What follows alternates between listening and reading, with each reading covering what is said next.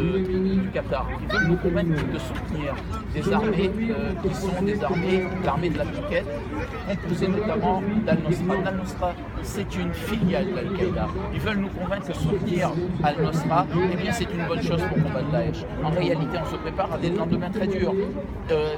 La Turquie joue le jeu en permettant le passage d'armes et de pétrole sur son sol. C'est grâce à la Turquie que Daesh se renforce aujourd'hui. Et on ne dit rien. Et au contraire, lorsque la Turquie a chassé un certain nombre de migrants sur son sol, qu'est-ce qu'on a fait? On lui a donné 3 milliards d'euros pour la récompenser et on a accéléré la préadhésion de la Turquie à l'Union européenne. En réalité, la communauté internationale ne prend pas ses responsabilités. On y viendra. On y viendra parce qu'on n'a pas le choix. Aujourd'hui, on se rend bien compte que les bombardements ne servent pas à grand-chose. Ils ont servi à stabiliser le front, mais ils ne peuvent pas servir à éradiquer Daesh. Or, nous avons face à nous 40 000 à 60 000 combattants. 40 000 à 60 000 combattants, quand on sait la puissance des pays qui aujourd'hui composent la coalition de l'armée dans l'air, eh bien, ils peuvent être éradiqués en quelques semaines.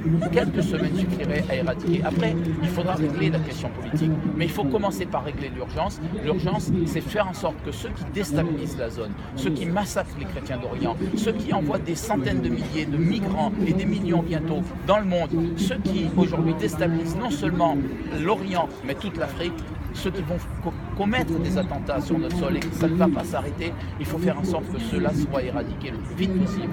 C'est ça l'urgence. Une intervention au sol est absolument nécessaire. Vous disiez tout à l'heure que les musulmans devaient être en première ligne et que peut-être certains leaders étaient un peu frileux, s'exprimaient pas suffisamment sur le sujet. Je constate que lorsque les Français demandent aux musulmans d'être en première ligne, les musulmans répondent islamophobie. Or, à La Réunion, à l'île de La Réunion, ce sont les musulmans qui sont en première ligne. Ce sont les musulmans qui appellent à manifester. Et ils sont des milliers dans les rues et ils sont les leaders de ce combat. Et personne ne parle d'islamophobie. Personne ne demande aux musulmans de La Réunion de se justifier sur leur appartenance à la République. Et c'est vrai que nos compatriotes musulmans, malheureusement, ils sont victimes de certaines lâchetés de leurs dirigeants. Parce que les dirigeants ne prennent pas leurs responsabilités. Il faut que ce soit aujourd'hui les associations, les courants de l'islam en France qui s'organisent pour lancer le vrai débat, lancer le débat non seulement dans les mosquées, non seulement dans les communiqués de presse, mais aussi dans la rue. Il faut qu'ils soient dans la rue, il faut que ce soit eux qu'on entende, il faut qu'ils soient les plus visibles, parce que s'ils ne le font pas, eh bien il y aura une montée des extrêmes, il y aura une montée du sentiment malheureusement anti-musulman, parce que malheureusement l'immense majorité de nos compatriotes musulmans vivent comme tous les Français.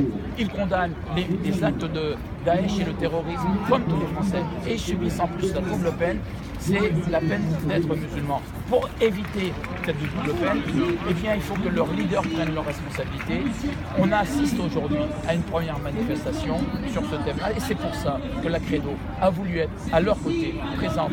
C'est aussi pour ça qu'il y a un an, j'ai lancé avec le recteur Boubaker et le CFCM l'appel de Paris. L'appel de Paris contre Daesh et contre Al-Nosra. C'est aussi pour cette même raison que je suis allé en Égypte à l'invitation du grand imam d'Al-Azhar, qui est l'université islamique la plus importante dans le monde sunnite. Eh bien, je suis allé répondre à son invitation et à sa conférence mondiale contre Daesh et contre Al-Nosra. Et lui-même, Al-Tayeb, il a délivré un message aux musulmans.